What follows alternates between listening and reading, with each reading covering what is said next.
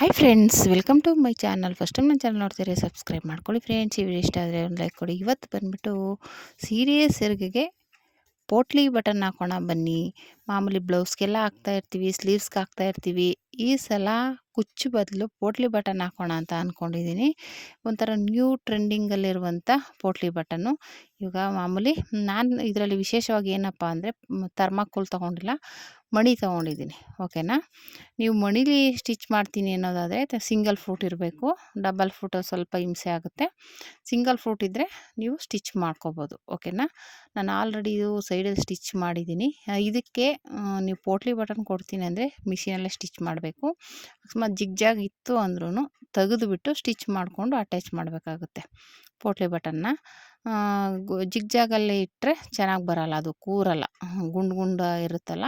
ಅದನ್ನು ಯಾವ ರೀತಿ ಸ್ಟಿಚಿಂಗ್ ಮಾಡೋದು ಅಂತ ನೋಡೋಣ ಬನ್ನಿ. ನಾನು ಇದಕ್ಕೆ 2 ಕಲರ್ ಬಟ್ಟೆ ತೊಗೊಂಡಿದ್ದೀನಿ. ಮಾಮೂಲಿ ಸೀರೆ ಕಲರು ಮತ್ತು ಸೆರಗಿದು ಬಂದು ಕಾಪರ್ ಕಲರ್ ಇತ್ತು. ಅದರಲ್ಲೇ ಒಂದೊಂದು ಅರ್ಧ ಮೀಟರ್ ಬಟ್ಟೆ ತಂದಿದ್ದೀನಿ.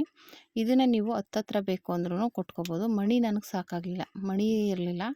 ಇನ್ನು ಮತ್ತೆ ಅದನ್ನು ತರಬೇಕು ಅಂದರೆ ಅದೇ ಸೈಜು ಅದೇ ಕಲರ್ ಸಿಗುತ್ತಾ ಇಲ್ವೋ, ಕಲರ್ ಬೇಕಾಗಿಲ್ಲ, ಸೈಜು. ಅದಕ್ಕೋಸ್ಕರ ನಾನು ಇರೋದ್ರಲ್ಲೇ 3 ಇಟ್ಟಿದ್ದೆ. ಇನ್ನು ಮಣಿ ಉಳೀತು 4 ಇಟ್ಟಿದ್ದೀನಿ. 1 ಇಂಚು ಗ್ಯಾಪಲ್ಲಿ 4 ಮಣಿ ಇಟ್ಟಿದ್ದೀನಿ.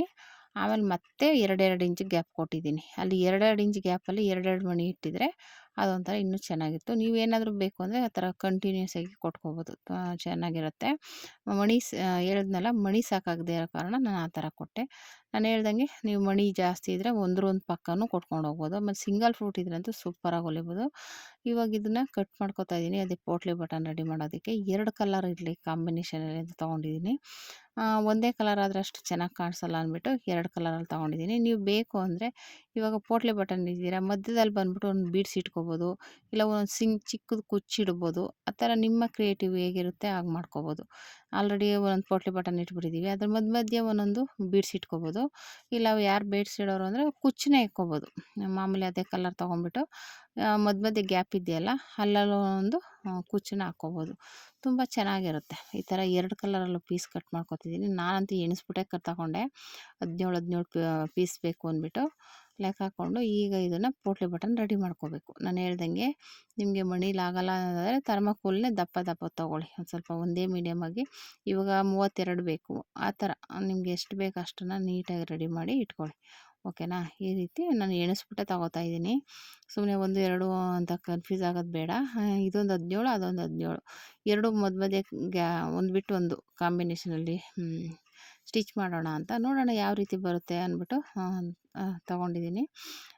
ಬೇರೆ ಕಲರ್ ಸ್ಯಾರಿಗಳು ಇನ್ನೂ ಅದು ಬ್ಲೌಸು ಸ್ಟಿಚ್ ಮಾಡಿಲ್ಲ, ಇದ್ರದ್ದು ಇನ್ನೂ ಏನು ಸ್ಟಿಚ್ ಮಾಡಿಲ್ಲ. ಆದ್ರೂ ಇದು ಎಲ್ಲರ ಫಂಕ್ಷನ್ಗೆ ಹೋದ್ರೆ ಇರಲಿ ಅಂದ್ಬಿಟ್ಟು ಬೇಗನೆ ರೆಡಿ ಮಾಡಿಕೊಂಡೆ. ತುಂಬ ಚೆನ್ನಾಗಿದೆ. ಮೊದಲನೇದಾಗಿ ಪೋಟ್ಲಿ ಬಟನ್ನ ನೀಟಾಗಿ ನಾನು ಆಲ್ರೆಡಿ 1 ಇಂಚಿಗೆ ಮಾರ್ಕ್ ಮಾಡಿದ್ದೀನಿ. ಮಧ್ಯದಲ್ಲಿ 2 ಇಂಚ್ ಗ್ಯಾಪ್ ಕೊಟ್ಟು 4 ಬರೋ ಥರ ಇಟ್ಕೊಂಡಿದ್ದೀನಿ. ನೀವು ಇನ್ನೂ ಹತ್ತತ್ರ ಬೇಕು ಅಂದರೆ ಇಟ್ಕೋಬೋದು. ಸ್ವಲ್ಪ ಶ್ರಮ ಆಗುತ್ತೆ, ಏನಕ್ಕಂದರೆ ಪೋಟ್ಲಿ ಬಟನ್ ಎಲ್ಲ ರೆಡಿ ಮಾಡ್ಕೋಬೇಕು. ಆಮೇಲೆ ಸಿಂಗಲ್ ಫ್ರೂಟ್ ಇದ್ರೆ ಅಂದು ನಿಮ್ಗೆ ಏನು ಟೆನ್ಷನ್ ಇಲ್ಲ, ಆರಾಮಾಗಿ ಸ್ಟಿಚ್ ಮಾಡ್ಕೋಬೋದು. ಓಕೆನಾ. ಸಿಂಗಲ್ ಫ್ರೂಟ್ ಇದ್ದರೆ ಯೂಸ್ ಮಾಡ್ಕೊಳ್ಳಿ. ಥರ್ಮಾಕೋಲ್ ಆದರೆ ಆರಾಮಾಗಿ ಆಗುತ್ತೆ. ಡಬಲ್ ಫ್ರೂಟಲ್ಲಿ ಸಿಂಗಲ್ ಫ್ರೂಟು ಅವಶ್ಯಕತೆ ಇರೋಲ್ಲ. ಆದರೆ ಇದು ಮಣಿ ನಾವು ಸ್ಟಿಚ್ ಮಾಡಬೇಕಾದ್ರೆ ಅದು ಗಟ್ಟಿ ಇರೋದ್ರಿಂದ ಸೈಡ್ಗೆ ಹೋಗ್ಬಿಡುತ್ತೆ ಸ್ಟಿಚಿಂಗು. ಅದಕ್ಕೋಸ್ಕರ ನಮಗೆ ಸಿಂಗಲ್ ಫ್ರೂಟ್ ಬೇಕು. ಇಲ್ಲ ಅಂದರೆ ಮಾಮೂಲಿ ಪೋಟ್ಲಿ ಬಟನ್ ಆದರೆ ಥರ್ಮಾಕೋಲ್ ಆದರೆ ಮೆತ್ತಗಿರುತ್ತೆ. ನಾವು ಸ್ಟಿಚ್ ಮಾಡಿದಾಗ ಅಮ್ಮಕ್ಕೊಂಡೋಗಿ ಆಮೇಲೆ ಮತ್ತೆ ಸೇಮ್ ಅದೇ ಥರ ಬರುತ್ತೆ. ಆದರೆ ಮಣಿ ಆಗಲ್ವಲ್ಲ, ಗಟ್ಟಿ ಇರುತ್ತಲ್ಲ, ಹಾಗಾಗಿ ಕೂತ್ಕೊಳ್ಳಲ್ಲ ಅದು. ಹಾಗಾಗಿ ಅದನ್ನು ನಿಧಾನಕ್ಕೆ ಸ್ಟಿಚ್ ಮಾಡಿದ್ದೀನಿ. ಯಾಕೆಂದರೆ ಸಿಂಗಲ್ ಫ್ರೂಟ್ ಇರಲಿಲ್ಲ ನನ್ನ ಹತ್ರ. ನೀವು ಸಿಂಗಲ್ ಫ್ರೂಟ್ ಇದ್ದರೆ ಯೂಸ್ ಮಾಡಿಕೊಂಡು ತುಂಬ ಚೆನ್ನಾಗಿ ಸ್ಟಿಚ್ ಮಾಡ್ಕೋಬೋದು. ತುಂಬಾ ಬ್ಯೂಟಿಫುಲ್ಲಾಗಿ ಬಂತು ಡಿಸೈನ್ ಅಂತೂ. ಹಾಗಾಗಿ ಬೇಕಾದರೆ ನೀವು ಕಂಟಿನ್ಯೂಸ್ ಆಗಿ 1 ಇಂಚಿಗೆ ಮಾರ್ಕ್ ಮಾಡಿಕೊಂಡು ಮಾಡ್ಕೋಬೋದು. ತುಂಬ ಬ್ಯೂಟಿಫುಲ್ಲಾಗಿರುತ್ತೆ. ಹೇಳ್ದಂಗೆ ಡಬಲ್ ಕಲರಲ್ಲಿ ಮಾಡ್ಕೊಳ್ಳಿ. ಒಂಥರ ನೋಡೋಕೆ ಒಂಥರ ಲುಕ್ ಆಗಿರುತ್ತೆ, ಒಂಥರ ಡಿಫ್ರೆಂಟಾಗಿ ನ್ಯೂ ಟ್ರೆಂಡಿಂಗ್ ಆಗಿದೆ. ಈಗೆಲ್ಲ ತುಂಬಾ ಇಷ್ಟ ಆಯ್ತದೆ ಇದು. ಮಾಮೂಲಿ ಬ್ಲೌಸ್ಗಳಿಗೆ ನನಗಂತೂ ಕಸ್ಟಮರ್ ಸಿಂಪಲ್ಲಾಗಿ ಗುಂಡುಗಳು ಇಟ್ಬಿಡು ಅಂತಾರೆ.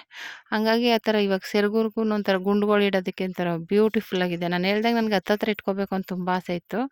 ಆದರೆ ಏನು ಮಾಡೋದು, ಅದು ಮಣಿ ಸಾಕಾಗಿಲ್ಲ, ನನಗೊಂದು ಐಡಿಯಾ ಇರಲಿಲ್ಲ.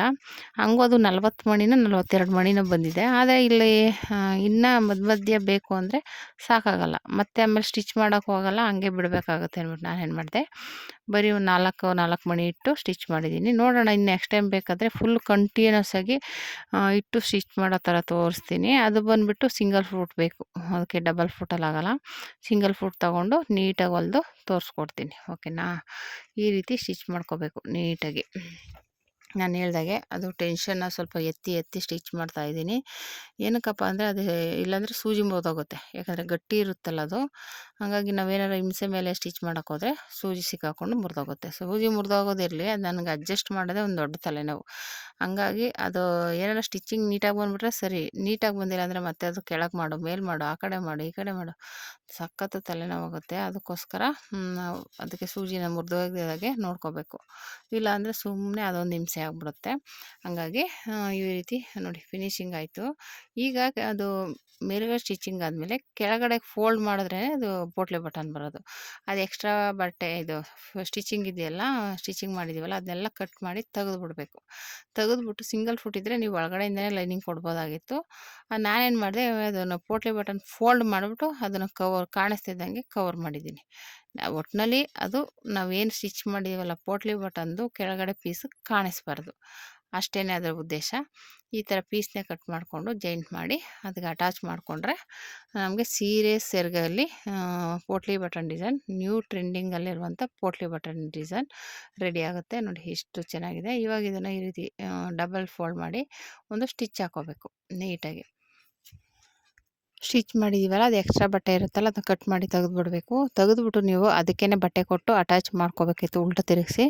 ನಾನೇನಪ್ಪ ಮಾಡಿದೆ, ಇದು ಸಿಂಗಲ್ ಫುಟ್ ಇಲ್ಲದೆ ಇರೋ ಕಾರಣ ಮೇಲ್ಗಡೆನೇ ಒಳಗಡೆಗೆ ಒಂದು 2 ಇಂಚು ಬಟ್ಟೆ ಕಟ್ ಮಾಡಿಕೊಂಡು ಫೋಲ್ಡ್ ಮಾಡಿಕೊಂಡು ಒಂದು ಸೈಡ್ ಫಸ್ಟ್ ಸ್ಟಿಚ್ ಮಾಡ್ಕೊಂಬಿಟ್ಟು ಆಮೇಲೆ ಇನ್ನೊಂದು ಸೈಡ್ ಸ್ಟಿಚ್ ಮಾಡಿದ್ರೆ ಆಯಿತು. ಇದು ಒಟ್ಟಿನಲ್ಲಿ ಕವರ್ ಆಗುತ್ತೆ, ಅದು ಪೋಟ್ಲಿ ಬಟನ್ ಕಾಣಿಸ್ಬಾರ್ದು ಕೆಳಗಡೆ ಸ್ಟಿಚ್ ಮಾಡಿರೋದು. ಆ ಥರ ನಾನು ಅಂದ್ಕೊಂಡೆ ಒಟ್ಟಿನಲ್ಲಿ ಫಿನಿಶಿಂಗ್ ಬರಬೇಕಂದ್ರೆ ಆ ಥರ ಕೆಳಗಡೆ ಬಟ್ಟೆ ಕೊಡಲೇಬೇಕು. ಹಂಗಾಗಿ ತೊಂದರೆ ಏನಿಲ್ಲ. ಇಲ್ಲ ಅಂದರೆ ಮಾಮೂಲಿ ಸ್ಟಿಚಿಂಗ್ ಮೊದಲು ಸ್ಟಿಚ್ ಮಾಡ್ತೀವಲ್ಲ ಅದಕ್ಕೆ ಮಾಡಿ ಉಲ್ಟಾ ತಿರುಗಿಸ್ಕೋಬೋದು, ತೊಂದರೆ ಏನಿಲ್ಲ. ಈ ಥರ ಮಾಡಿದ್ರೂ ಅದು ಕವರ್ ಆಗುತ್ತೆ, ತೊಂದರೆ ಏನಿಲ್ಲ, ನೀಟಾಗಿರುತ್ತೆ. ಈ ರೀತಿ ನೀವು ಒಂದ್ಸಲ ಟ್ರೈ ಮಾಡಿ ಫ್ರೆಂಡ್ಸ್. ಹೇಗೆ ಬಂತು ಅಂತ ಕಮೆಂಟ್ ಮಾಡಿ. ತುಂಬಾ ಬ್ಯೂಟಿಫುಲ್ಲಾಗಿದೆ. ನೀವು ಟೈಲರ್ಸ್ ಸ್ವಲ್ಪ ಗೊತ್ತಿರೋರಾದರೆ ಆರಾಮಾಗಿ ಸ್ಟಿಚ್ ಮಾಡ್ಕೋಬೋದು. ನಿಮ್ಮ ಸೀರೆಗೆ, ನಿಮ್ಮ ಮಗಳ ಸೀರೆಗೆ, ನಿಮ್ಮ ಅಮ್ಮನ ಸೀರೆಗೆ ಆ ಥರ ಡಿಫ್ರೆಂಟಾಗಿ ರೆಡಿ ಮಾಡಿಕೊಂಡ್ರೆ ಅದು ನೋಡಿದವ್ರು ಯಾರಾದರೂ ಕೇಳ್ಬೋದು, ನೀವು ಡಿಸೈನ್ ಆಗಿದೆಯಾ ಮಾಡಿಕೊಡ್ತೀರಾ ಅಂತ. ಅವಾಗ ನೀವೇನು ಮಾಡಿ ಅದೇ ಚಾನ್ಸ್ ಅಂದ್ಬಿಟ್ಟು ತೊಗೊಂಡು ಮಾಡಿಕೊಡ್ಬೇಕಾಗುತ್ತೆ, ಓಕೆನಾ. ತುಂಬಾ ಯೂಸ್ಫುಲ್ ಆಗುತ್ತೆ. ನೋಡಿ ಈ ಥರ ಸ್ಟಿಚ್ ಮಾಡಿಕೊಂಡ್ರೆ ಅಲ್ಲಿಗೆ ನಮಗೆ ಪೋಟ್ಲಿ ಬಟನ್ ಡಿಸೈನ್ ರೆಡಿ ಆಗುತ್ತೆ. ನೋಡಿ ಎಷ್ಟು ಬಟ್ಟೆ ಎಲ್ಲ ಕೊಟ್ಟು ಸ್ಟಿಚ್ ಮಾಡಿ ಫೋಲ್ಡ್ ಮಾಡಿಕೊಂಡ್ರೆ ಆಯಿತು, ಓಕೆನಾ. ನೋಡಿ ಎಷ್ಟು ಚೆನ್ನಾಗಿ ಬಂದಿದೆ ಅಂದರೆ ಸಖತ್ತಾಗಿ ಬಂದಿದೆ ಬ್ಯೂಟಿಫುಲ್ಲಾಗಿ. ನಾನು ಹೇಳ್ದಂಗೆ ಡಬಲ್ ಸ್ಟಿಚ್ ಹಾಕ್ಕೊಳ್ಳಿ. ಅದು ಕೆಳಗಡೆಗೆ ಒಂದು ಪೀಸ್ ಬಟ್ಟೆ ಕೊಟ್ಬಿಟ್ಟು ಸ್ಟಿಚ್ ಮಾಡಿ, ಆವಾಗ ನೀಟಾಗಿ ಫಿನಿಶಿಂಗು ಇರುತ್ತೆ, ಚೆನ್ನಾಗಿರುತ್ತೆ, ಓಕೆನಾ. ಈ ರೀತಿ ಸ್ಟಿಚ್ ಮಾಡ್ಕೋಬೇಕಾಗುತ್ತೆ. ಆ ಪಟ್ಟಿನ ಕೆಳಗಡೆ ಕೊಟ್ಟು ಅದು ಕಾಣಿಸ್ತಾ ಇದ್ದಂಗೆ, ನಾನು ಹೇಳಿಲ್ಲ ಮೊದಲೇ ಚೆನ್ನಾಗಿತ್ತು ಅಂದರೆ ಹಿಂದೆ ಕಡೆಯಿಂದನೇ ಕೊಟ್ಬಿಟ್ಟು ಫೋಲ್ಡ್ ಮಾಡಿಬಿಟ್ಟಿದ್ರೆ ಅದು ಕಾಣಿಸ್ತಿರ್ಲಿಲ್ಲ. ಆದರೆ ಏನು ಮಾಡೋದು, ಒಂದು ಸಿಂಗಲ್ ಫ್ರೂಟ್ ಇಲ್ಲದೇ ಇರೋ ಕಾರಣ ನಾನು ಡಬಲ್ ಫ್ರೂಟಲ್ಲೇ ಆಗೋದಿಲ್ಲ. ಅದಕ್ಕೋಸ್ಕರ ಈ ರೀತಿಯೇ ಮಾಡಬೇಕು, ಬೇರೆ ಆಪ್ಷನ್ನೇ ಇಲ್ಲ ಇದಕ್ಕೆ. ಹಾಗಾಗಿ ಈ ರೀತಿ ಸ್ಟಿಚ್ ಮಾಡಿಕೊಂಡು ರೆಡಿ ಮಾಡಿಕೊಂಡ್ರೆ ಆಯಿತು. ಆ ಪಟ್ಟಿ ಒಂದು ಅಟ್ಯಾಚ್ ಮಾಡಿಕೊಂಡ್ರೆ ಆಯಿತು.